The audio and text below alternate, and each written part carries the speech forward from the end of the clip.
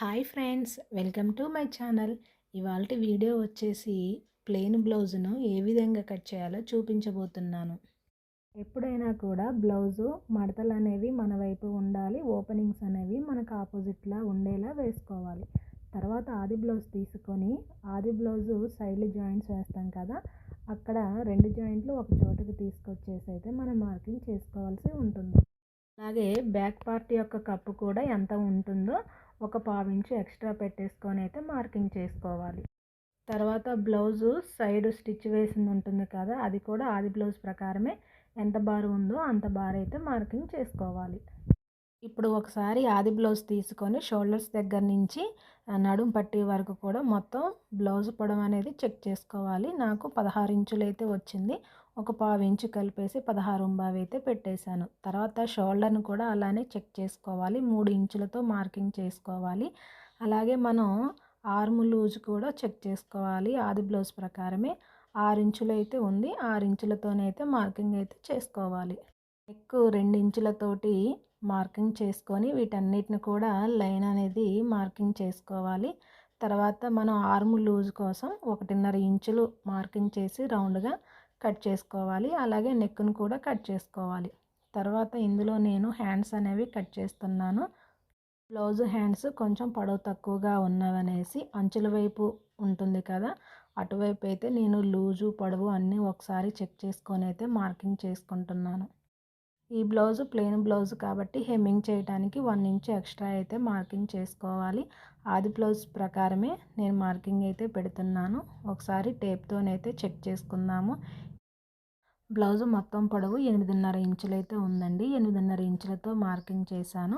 అలాగే మన ఎదురుగా కూడా 8.5 ఇంచులతో మార్కింగ్ చేసుకోవాలి. పొడవు ఉన్న చోట 2 ఇంచులతో మార్కింగ్ చేసుకొని ఇలా రౌండ్గా హ్యాండ్ షేప్ వచ్చేలాగా అయితే మార్కింగ్ చేసుకోవాలి. ఫ్రంట్ పార్ట్కి లోచంకా తీసేసుకొని టక్స్ ఇచ్చేయాలి.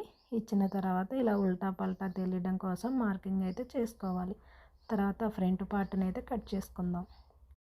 ఇప్పుడు ఫ్రంట్ పార్ట్ కోసము మనం క్రాస్గా అయితే వేసుకోవాల్సి ఉంటుందండి. మిగిలిన క్లాత్ పైన బ్యాక్ పార్ట్ పెట్టి ఇలా క్రాస్గా వేసుకొని నెక్ తప్ప మిగిలిన మొత్తం పార్ట్ కూడా సేమ్ దానిలాగే మార్కింగ్ చేసుకోవాలి. ఇప్పుడు ఆది బ్లౌజ్తో ఉక్సుల పట్టీ వైపు ఉన్న నెక్కునైతే కొలుచుకోవాల్సి ఉంటుంది. ఫ్రంట్ పార్ట్ తోటి సైడ్ బార్ కూడా సరిపోతుందా లేదా అనేది చెక్ చేసుకోవాలి.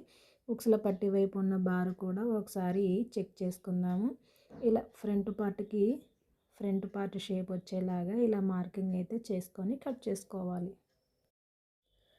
ఇప్పుడు కట్ చేయడం అయిపోయిన తర్వాత ఆది బ్లౌజ్ తీసుకొని ఆది బ్లౌజ్ వైపు అంటే ఉక్సుల పట్టీ వైపు ఉండే సైడ్ తీసుకొని ఒకసారి నెక్ని అయితే మనం ఇలా మార్కింగ్ అంటే చెక్ చేసుకోవాలి. ఒకసారి నెక్ సరిపోయిందా లేదా అని, సరిపోకపోతే ఇలా కొంచెం రౌండ్గానైతే కట్ చేసుకొని చూసుకుందాం. ఇప్పుడైతే సరిపోయింది. అలాగే ఉక్సుల పట్టీ యొక్క బారు కూడా ఒకసారి చూసుకోవాలి.